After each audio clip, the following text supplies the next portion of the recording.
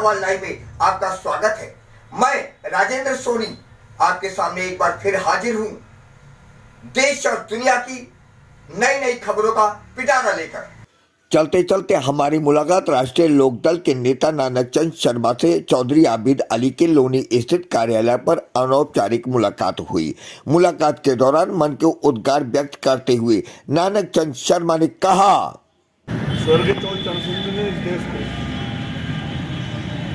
बहुत छोटे से परिवार से खड़े होकर के और अंतिम समय तक किसानों का और बड़े स्पष्ट कह रहा हूँ मुसलमानों का और नौजवानों की एक लड़ाई लड़ने का काम किया।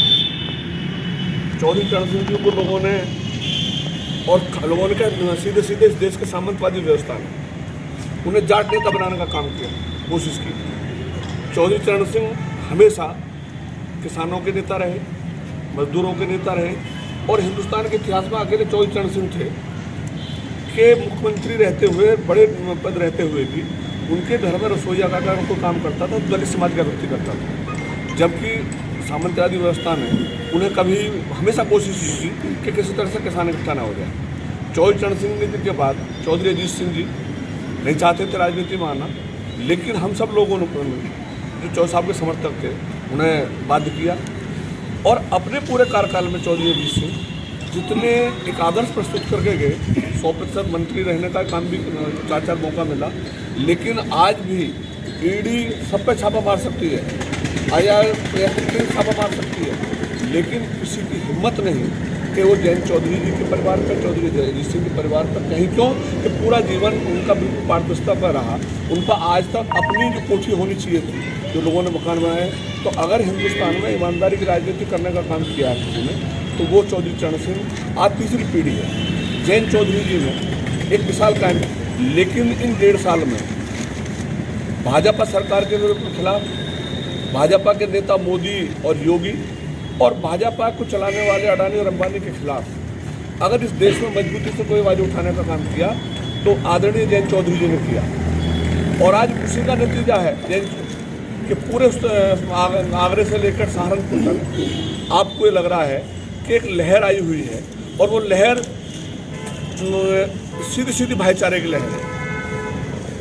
भाजपा के साथियों ने हमेशा मुसलमान में लड़ाने का काम किया, हिंदू में लड़ाने का काम किया, जातों में लड़ाने किया और जातों में भी अलग काम किया कि अगर उन जातों में कोई गोत हैं तो उनसे कहा कर साहब ये भारद्वाज है, ये गौड़ है, ये बालियान है, ये मलिक है।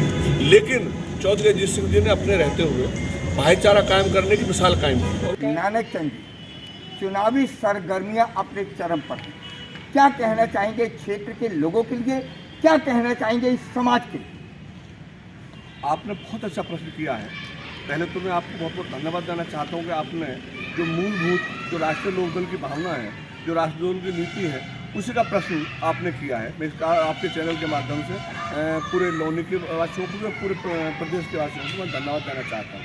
ये जो चुनावी माहौल है, ये चुनावी माहौल मामूली चुनावी माहौल नहीं है। इस देश में या तो आज़ादी के बाद जब चुनाव हुआ और उसके बाद या फिर 1977 में जी परिवर्तन की लहर चली, 1977 के बाद में आज जो ये चुनाव हो रहा है 2022 का, ये ऐतिहासिक चुनाव होगा। और वो ऐतिहासिक चुनाव ये होगा कि आज़ादी से लेकर आज तक आपने भी देखा होगा, हमने भी देखा होगा, हिंदुस्तान के किसान को, हिंदुस्तान के मजदूर को, हिंदुस्तान के उसको जिसको हम अन्नदाता कहते हैं, उसको क्या क्या नहीं कहा गया, उसे पाकिस्तानी किया गया, उसे खालिस्तानी किया गया, उसे आतंकवादी किया गया।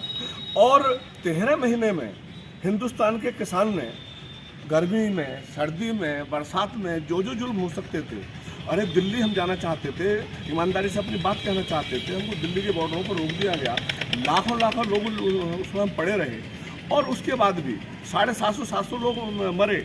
लेकिन इस देश की केंद्र की सरकार, इस देश के प्रदेश की सरकार एक शब्द उन शहादतों पर, उन मरने वाले लोगों का दुख प्रकट नहीं कर सकी। और इससे भी ज़्यादा जुल्म और क्या हो सकता है कि देखिए, लखीमपुर खीरी में एक आंदोलन चल रहा था, शांतिपूर्ण ढंग से आंदोलन चल रहा था, लोग सड़क पर बैठे थे। इस देश के गृह मंत्री का बेटा, गृह मंत्री की साजिश के तहत जो FIR हुई उसमें गृह मंत्री का नाम था।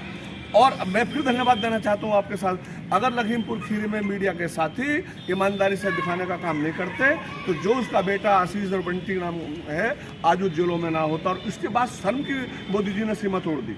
अरे SIT कह रही है, सारी रिपोर्टें कह रही हैं कि नहीं, गृह राज्य मंत्री इसमें दोषी था, उसका बेटा उसमें दोषी था, उसमें प्लानिंग में था, उसके बाद रिजाइन देने को तैयार नहीं है। और आज ये चुनाव राष्ट्रीय लोकदल की मान्यता केवल ये है, आज हमारे बीच में चौधरी अजीत सिंह जी नहीं रहे हैं, उनका बेटा हमारा राष्ट्रीय अध्यक्ष जयंत चौधरी जी, जो बहुत पढ़ा लिखा, बहुत संजीदा, हर बिंदु पर अपनी बात, आज तक आपने देखा कोई विवाद जयंत चौधरी जी का कोई बयान इस तरह का नहीं आया होगा। तो ये जो लड़ाई है, ये चौधरी चरण सिंह की विचारधाराओं को लगातार, क्योंकि आज बेरोजगारी की स्थिति, चौधरी चरण सिंह की जो रोजगार देने की सिद्धांत था, उसी सिद्धांत से आज हम लोगों को रोजगार मिलेगा। आज जो बेरोजगार हैं और बेरोजगारी के कारण ही अपराध बढ़ा है, यदि योगी जी लगातार जो लोगों ने नाम दिया गोदी मीडिया, तो वास्तव में गोदी मीडिया है।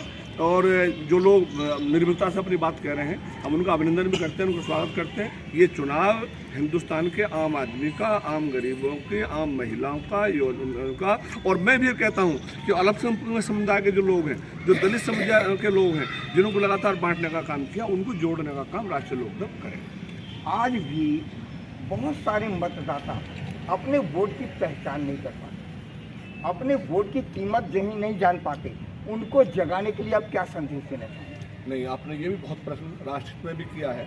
और जब मतदाता जागरूक नहीं होगा, मतदाता ये नहीं समझ पाएगा कि मुझे अपना वोट कहाँ है, तो हमारे पार्टी के कार्यकर्ताओं ने, हमारे पार्टी के दूसरे साथियों ने, हम लोगों ने डोर टू डोर जाकर के, जो 18 वर्ष के बाद में नए मतदाता बने हैं इस 1 जनवरी 2022 के लिए, और जो मतदाता, क्योंकि आप अगर सर्वे करते हो तो बहुत सारे मतदाता कहते हैं साहब मुझे नहीं पता इस देश में क्या हो रहा है, मुझे नहीं पता मैं किसको वोट डालें, किसको नहीं। लेकिन राष्ट्रीय लोकदल के साथी, समाजवादी पार्टी के साथी, गठबंधन के सारे साथी, उन जागरूक मतदाताओं को हम लोगों ने संकल्प लिया है। और जो लोक संकल्प पत्र आदरणीय जयंत चौधरी जी ने जारी किया है, उसमें भी सबसे महत्वपूर्ण जो नया मतदाता है और जो नया युवा है, उसी को अधिकार देने का, उसी को जागृत करने का, और उसको ये बताने का कि आपका भविष्य, जब आप मतदान का काम करोगे तो आपका भविष्य उस वोट में सुरक्षित है। आप अगर सही जगह मतदान करोगे तभी आपका भविष्य सुरक्षित होगा। तो हम मतदाताओं को जागरूक करने का काम हमारा गठबंधन करेगा। मतलब क्या है आपका?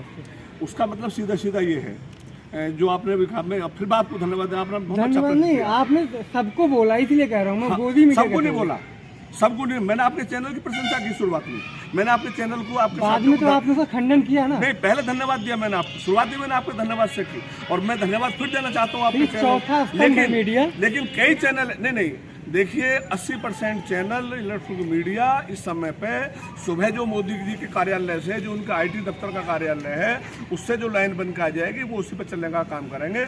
आप जैसे चैनल के लोग अगर निर्भीकता से काम कर रहे हैं तो मैं धन्यवाद देता हूं। आपके फ्यूचर के लिए भी क्या आप इसी तरह से लड़ाई लड़ते हैं।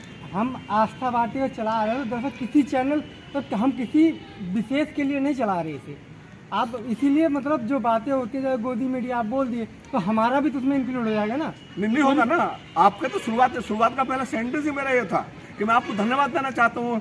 हमारे पे भरोसा है ना। हाँ, पक्का 100% आप भरोसा ये है कि लोनी के लोगों ने, आसपास के लोगों ने सब देखते हैं कि आप ईमानदारी से हर चीज़ को, पारदर्शिता, जो सच्चता से दिखाने का प्रयास करते हो।